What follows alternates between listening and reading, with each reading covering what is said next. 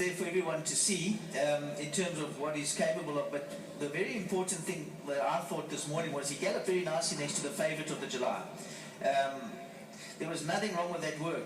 They went stride for stride, and if he brings that type of work to the races, he's gonna be sort of there and thereabouts. There's no question about that. That work this morning was impressive. It was a good work from both horses. Kev, Polo Bound? Yeah, I've worked this horse. He gives you an absolute first-class feel. He feels like a good horse, and he's not scared to work, as you see today. You never know. Jackson fluffs his lines.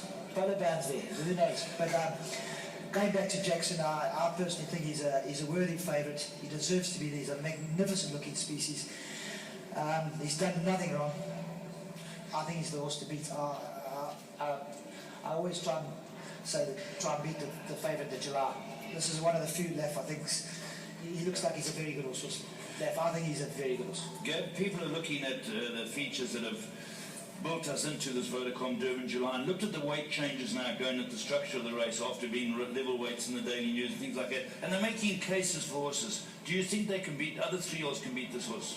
You know, I've been a fan of Jackson's from the day that he went on sale at the National 2-year-old sale at Gosforth Park.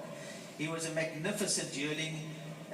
In fact, Eaton Square was lot 216 and Jackson was lot 217. I bought Eaton Square one lot before Jackson came up for sale.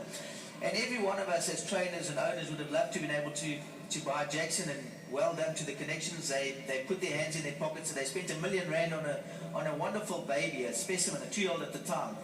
And it's turned out nice for them, and that's what we want from horse racing. You know, some of these owners that spend a huge amount of money at the yearling sales, we want them to do well. We want them to have champions, and this is a dream for them. It goes back to the time they bought him. He's done nothing wrong from that day, and he looks the specimen even maybe better than he looked at the yearling sales. He's a fantastic horse. He's a worthy favourite, and I do believe that whatever beats Jackson will win the July. Having said that, the negatives are that Jackson is drawn badly, and he has got 57, and no 3-year-old has won the July with 57 kilograms on his back. So they've got a little bit of work to do, but I think they are the best horse on what we've seen so far. Garth, has any 3-year-old carried 57? The highest weighted 3-year-old was Eye of the Tiger, a winner I'm talking about, and that was 53.5. So he's got his work cut out.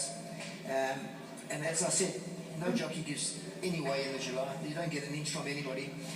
They know he's drawn 16. He's obviously a very good horse, a worthy favourite, but he's going to have to do it. He's going to have to try and get himself in a position where he's got a chance, and in doing that he's going to have to use him. The horses on the inside are not going to give it to him. There's a lot of horses with stamina that can fight him off all the way up the hill. It's an uphill from the start to the drill. You take a bit out of it if you use it up there, and he's going to have to use himself. I don't think he'll be lacking in the finish. I think he will be there, but it's not going to be easy.